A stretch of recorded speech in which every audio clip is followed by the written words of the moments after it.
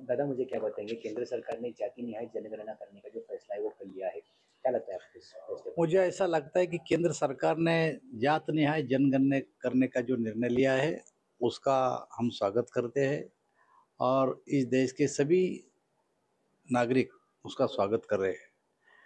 कांग्रेस वालों ने कई बार मांग की है कि जातिगत जनगणना करो, लेकिन ये पॉलिटिकली थी। अगर करना ही थी, ये अगर कांग्रेस पार्टी की अधिकृत भूमिका है कि जाति जनगणना करने की, तो जब इंदिरा जी देश की प्रधानमंत्री थी, राजीव गांधी देश के प्रधानमंत्री थे, मनमोहन सिंह देश के प्रधानमंत्री थे, ये अगर उनकी अधिकृत भूमिका है, तो ये वैयक्तिक भूमिका अगर नहीं है तो उस समय में ये मांग करके पूरी कर लेना इन्हीं के हाथों में था। लेकिन उस समय इन्होंने नहीं किया। जब अपने विरोधी सत्ता पे बैठते हैं तो इनकी मांग आती है, और जब अपन खुद बैठते हैं तो मांग नहीं करते। मुझे ऐसा लगता है कि राजनीति से प्रेरित इनकी ये मांग है। हमारी सरकार ने जो निर्णय लिया है वो जनता के हित में निर्णय लिया है, और 2 साल लगेंगे। जो जनरल जनगणना होगी उसी के साथ होगा। हर 10 साल को 11 साल को ये जनगणना होती है। मुझे ऐसा लगता है कि कौन क्या बोलता है छोड़ो, ये नरेंद्र भाई मोदी का निर्णय है, और सबके साथ सबका विकास ये साहब का नारा है, और इसलिए जनगणना जो की है उसका हम स्वागत करते हैं। विपक्ष के लोग टीका कर रहे हैं कि ये हमारी मांग थी, क्या कहेंगे? मैंने जवाब दे दिया। जब आप सत्ता में होते हैं तो हमारी ये मांग नहीं होती, तुम्हारी ये मांग नहीं होती, और जब हम सत्ता में आए तो आपकी मांग होती है। इसका मतलब ये होता है कि राजकीय दृष्टि से ये प्रेरित है, राजनीति करने के लिए ओबीसी का नाम लेते। अब हम कर रहे तो खामोश बैठो, हम करेंगे अभी। ओके, धन्यवाद। आपल्याला सगळ्यांना माहिती आहे की या देशाला स्वातंत्र्य मिळालं तेव्हापासून दर 10 वर्षाला जाती जनगणना झालेली आहे। ब्रिटिश काळात सुद्धा हीच पद्धत होती, परंतु मधल्या काळामध्ये कोविड आला आणि त्यामुळं 2022ची जी जनगणना होती ती वेळेवर होऊ शकली नाही, आणि म्हणून भारत सरकारनं पूर्णपणे तयारी केली आहे जनगणना करण्याची। पूर्वी जनगणना करत असताना SC आणि ST या जातीची गणना केल्या जायची, ओबीसीची गणना केल्या जायची नाही। या देशाचे प्रधानमंत्री मनमोहन सिंग असताना, इंदिरा गांधी प्रधानमंत्री असताना, देवेगौडा गुजराल प्रधानमंत्री असताना ते सुद्धा जातीय जनगणना करू शकलेले नाही।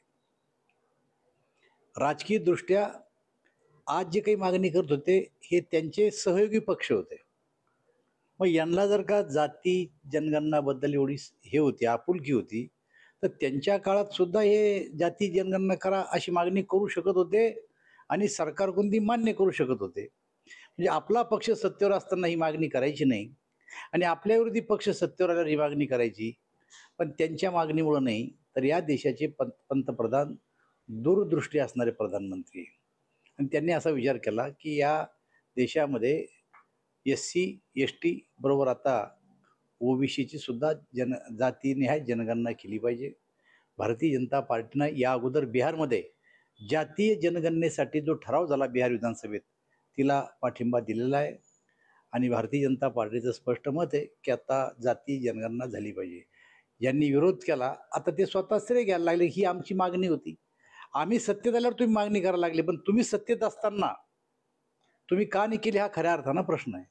राहुल गांधी असं म्हणतात की जातीनिहाय जनगणना करण्याची संकल्पना आमची होती, आणि त्यावरून फडणवीस असं म्हणतात की काँग्रेसनेच या जाती गणनेला विरोध केला। ही गोष्ट खरी आहे। माझा त्याच्यापेक्षा पुढे दोन मुद्दा आहे की त्यांच्या विचाराचे प्रधानमंत्री असताना त्यांनी जाती जनगणनेची मागणी लावून का धरली नाही, आणि ती जनगणना का करून घेतली नाही? कारण दर 11 वर्षाला आपण जाती जनगणना करतो, त्यांनी त्या टायमाला केली नाही। आणि आता आमचं सरकार आल्याच्या नंतर आमचं सरकार काही निर्णय त्यांना विचारून नाही घेत। आमचं सरकार पूर्णपणानं आमच्या सरकारमध्ये क्षमता आहे निर्णय करण्याची. त्यांच्या बोलल्यामुळं आम्ही निर्णय घेतला असं नाही आहे.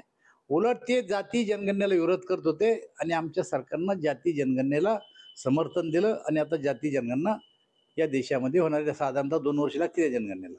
की राहुल गांधींना जाते असं अरे मी 3दा प्रश्नाचं उत्तर दिलं या. असं श्रेय जातं हे संजय राऊत असं हे बघा संजय राऊत म्हणजे आता एक हसण्यासारखा विषय झाला. ते काय म्हणतील बिचारे. पहलगाममध्ये हल्ला झाला, ज्या कुटुंबातले व्यक्ती मृत पावले त्यांचे कुटुंबीय धडधड सांगतायत की आम्हाला तुम्ही हिंदू कोण आहेत हे सांगा. आणि हे यांचे नेते वडवट्टीवर असं म्हणतात की अतिरेक्याजवळ एवढा वेळ होता का. संजय राऊत म्हणते राजकीयदृष्ट्या अशा प्रकारे ते त्यांचं कुटुंब, ज्यांच्या घरचे पती वारलेत, कुटुंबातली व्यक्ती वारली, ते काय खोटं बोलणार आहे का. त्यामुळे संजय राऊत हा विषय जरा वेगळाच विषय आहे. बरं. त्यांनी परत असं सुद्धा म्हणलं की 1 सीएम आणि 2 डीसीएम हे महाराष्ट्राला आलेलं टेबल. कसं आहे, यांच्या काळातही डेप्टी सीएम होते. आम्हाला 2 टेंगळे, पण तुम्हाला बी मागून बेंड होतं एक का नव्हतं. आता हे काय आहे, भ्रमनिराश झालेली माणसं काय बोलतील आणि त्याच्यावर आम्ही काय प्रतिक्रिया द्यावं. खरं तर चांगले देऊ शकतो पण चॅनल पुढे देऊ शकत नाही.